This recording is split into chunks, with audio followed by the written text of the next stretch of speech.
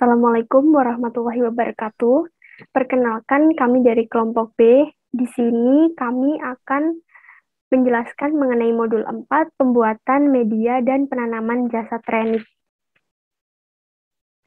Anggota dari grup B sendiri, yakni yang pertama, ada saya, Fitri Prihardani, NPM 3, dan partner saya,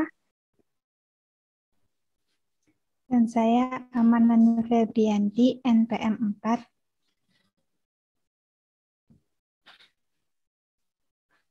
Baik, yang pertama mengenai pengertian media.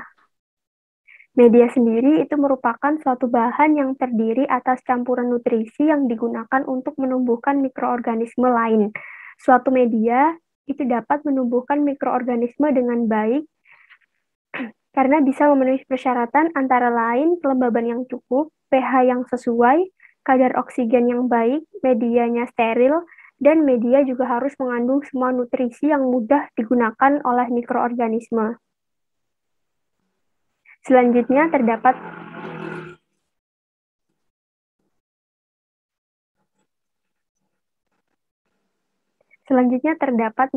macam-macam media.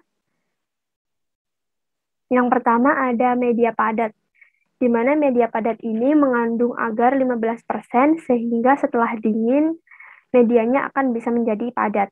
Kemudian yang kedua ada media setengah padat, di mana media yang mengandung agar itu berkisar 0,3 sampai 0,4% sehingga menjadi sedikit kenyal, tidak padat, dan tidak begitu cair. Kemudian yang ketiga ada media cair, di mana media ini tidak mengandung agar. Contohnya seperti nutrient broth atau NB dan lactose broth atau LB. Selanjutnya adalah jenis-jenis media berdasarkan komposisi. Yang pertama ada media sintesis, di mana media ini adalah media yang komposisi zat kimianya itu diketahui jenis dan takarannya secara pasti. Kemudian ada media semisintesis, di mana media ini itu adalah sebagian komposisinya diketahui secara pasti. Kemudian yang ketiga ada media non-sintesis, di mana media ini dibuat dengan komposisi yang tidak dapat diketahui secara pasti dan biasanya langsung diekstrak dari bahan dasarnya. Selanjutnya ada media berdasarkan tujuannya. Yang pertama ada media umum, di mana media ini mengandung semua senyawa esensial untuk pertumbuhan mikroba, misalnya seperti nutrient broth. Kemudian yang kedua ada media selektif, di mana media ini selain mengandung nutrisi juga ditambahkan suatu zat tertentu sehingga dapat menekan pertumbuhan mikroba lain. Kemudian yang ketiga ada media diperkaya, di mana media ini mengandung komponen dasar untuk pertumbuhan mikroba dan ditambah komponen kompleks. Kemudian yang keempat ada media diferensial, di mana media ini bertujuan untuk mengidentifikasi mikroba dari campurannya berdasarkan karakter spesifik yang ditunjukkan pada media diferensial. Selanjutnya terdapat bahan-bahan pembuatan media. Jadi bahan-bahan pembuatan media ini terdiri dari 3 jenis. Yang pertama ada bahan dasar yang terdiri atas air atau H2O yang digunakan sebagai pelarut. Kemudian terdiri atas agar-agar yang berasal dari rumput laut yang biasanya digunakan untuk pemadat media. Kemudian yang ketiga ada gelatin, ini juga fungsinya sama seperti agar-agar, yakni sebagai pemadat media. Kemudian yang keempat ada silika gel, di mana bahan ini mengandung natrium silikat yang fungsinya sebagai bahan pemadat media. Kemudian jenis yang kedua ini terdapat nutrisi atau zat makanan. Ada 2 macam, yakni unsur makro dan unsur mikro. Unsur makro terdiri dari karbon, hidrogen, oksigen, nitrogen, dan fosfor. Dan unsur mikro terdiri seperti besi, magnesium, dan unsur pelikan atau trace element. Kemudian jenis yang ketiga, yakni bahan tambahan vitamin-vitamin, di mana bahan yang ditambahkan ke media dengan tujuan tertentu seperti antibiotik yang ditambahkan untuk menghambat pertumbuhan mikroba non-target atau kontaminan. Selanjutnya ada prinsip dasar pembuatan media, di mana prinsip dasar pembuatan media yaitu dimulai dengan menimbang penggunaan pelarut dan wadah pengukuran pH sehingga mencapai pH netral. Kemudian semua alat yang digunakan juga harus steril dan media yang lebih dibuat itu harus disterilkan. Kemudian dilakukan uji pertumbuhan dan penyimpanan serta yang paling penting yakni mengandung nutrien yang baik untuk perkembangbiakan mikroba. Selanjutnya terdapat perbedaan media dasar dan media inokulasi. Di mana media dasar sendiri itu biasanya digunakan sebagai bahan dasar untuk membuat media lain yang lebih kompleks. Media ini dapat mendukung pertumbuhan hampir semua jenis mikroba, contohnya sendiri seperti nutrien broth, kaldu pepton, dan lain sebagainya. Kemudian media inokulasi sendiri merupakan media yang ditambahkan bahan-bahan dengan tujuan menstimulasi pertumbuhan mikroba secara umum.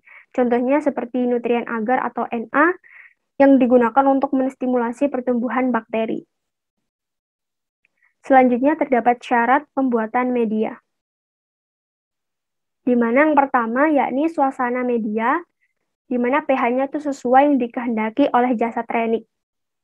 Juga suhunya juga harus dikehendaki oleh jasad renik. Kemudian yang kedua yakni mengandung bahan-bahan makanan dengan komposisi yang cukup dan sesuai dengan yang diperlukan oleh jasad renik. Kemudian yang ketiga yakni untuk media padat, kekentalan atau kepadatannya itu harus memenuhi syarat. Kemudian yang keempat, media yang dibuat itu harus dipakai sebelum dipakai itu harus disterilkan. Kemudian yang selanjutnya ini terdapat syarat pembuatan dari media.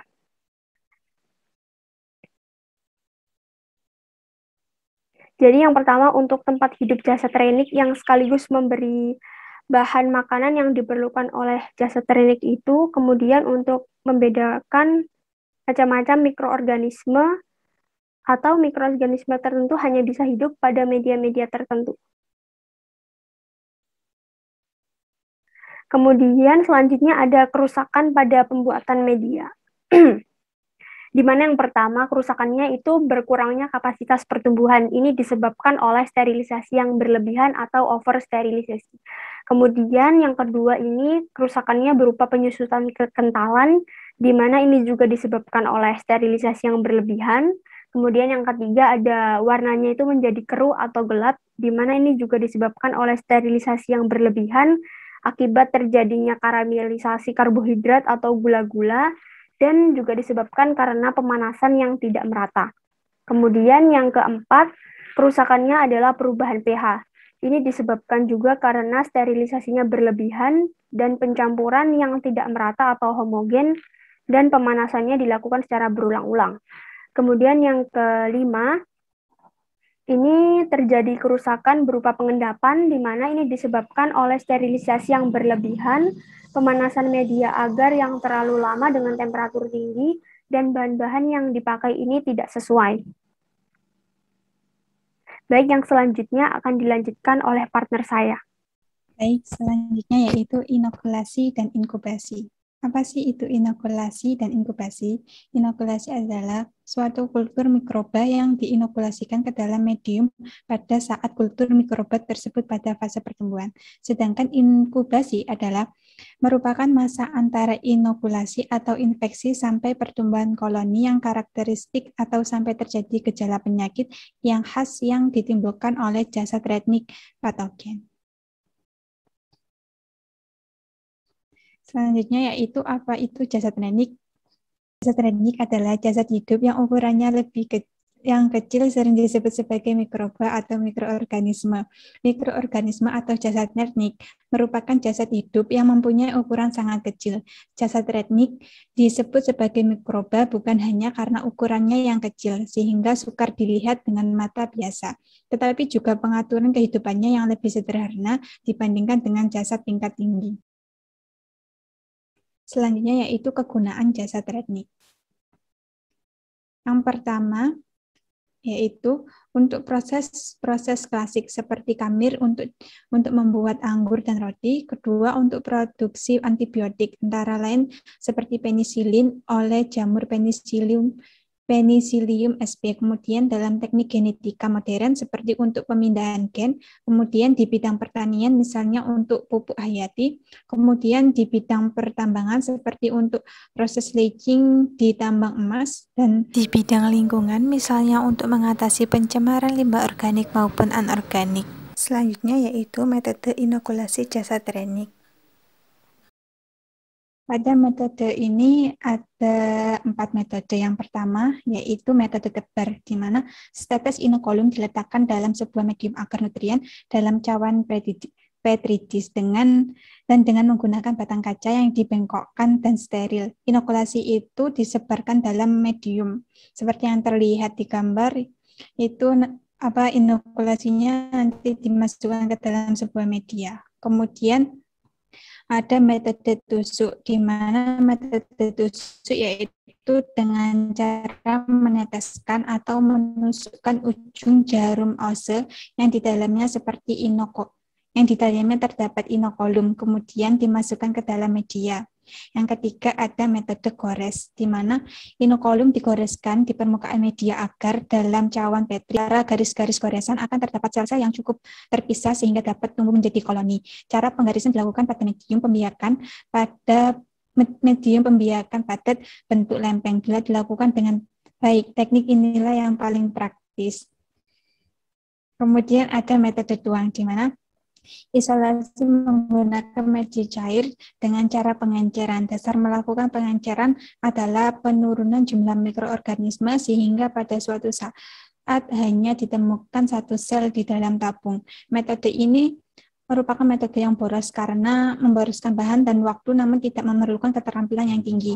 Teknik ini memerlukan agar yang belum padat untuk dituang bersama suspensi bakteri ke dalam cawan petri, lalu kemudian dihomogenkan dan dibiarkan memadat. Hal ini akan menyebarkan sel-sel bakteri tidak hanya pada permukaan aja, melainkan terendam agar, sehingga terdapat sel-sel yang tumbuh di permukaan agar-agar yang kaya oksigen, dan ada yang tumbuh di dalam agar-agar yang tidak begitu banyak mengandung oksigen.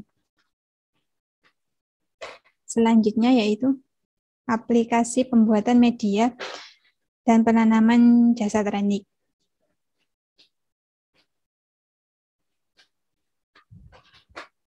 Di mana yaitu pada bidang pertanian, setelah dipahaminya kemampuan mikroba dalam menghambat hara nitrogen, fosfat, belerang, dan hara lain, selanjutnya berkembang teknologi pemupukan dengan memanfaatkan jasad renik. Jenis-jenis mikroba seperti jamur, bakteri, dan alga mampu menambat hara untuk meningkatkan kesuburan tanah atau langsung untuk memenuhi kebutuhan. Selain dapat meningkatkan kesuburan tanah, mikroba tanah juga dapat menghasilkan hormon tumbuh dan pestisida. Selanjutnya yaitu faktor-faktor yang mempengaruhi pertumbuhan jasad renik.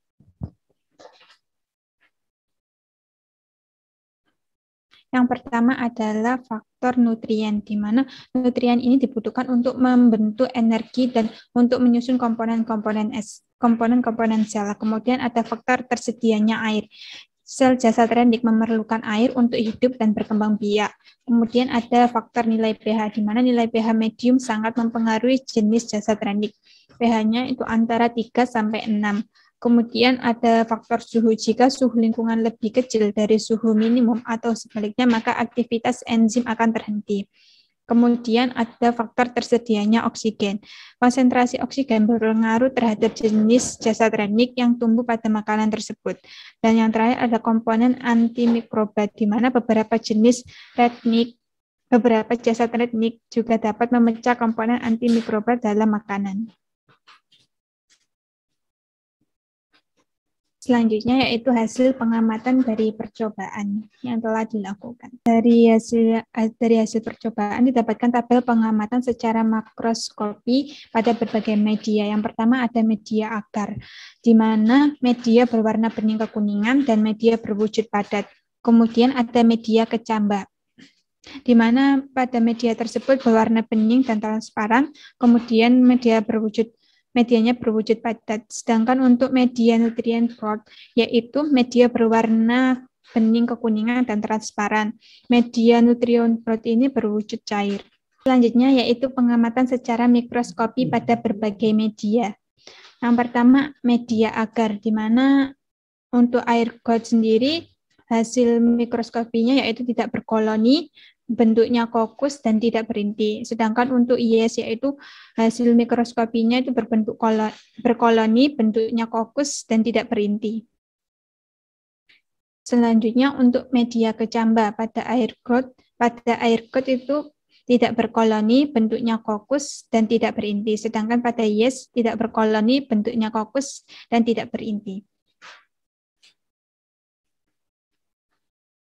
Dan yang terakhir itu untuk media nutrient board, di mana untuk air got berkoloni, bentuknya kokus dan tidak berinti, dan untuk IES-nya sendiri berkoloni, bentuknya kokus dan tidak berinti.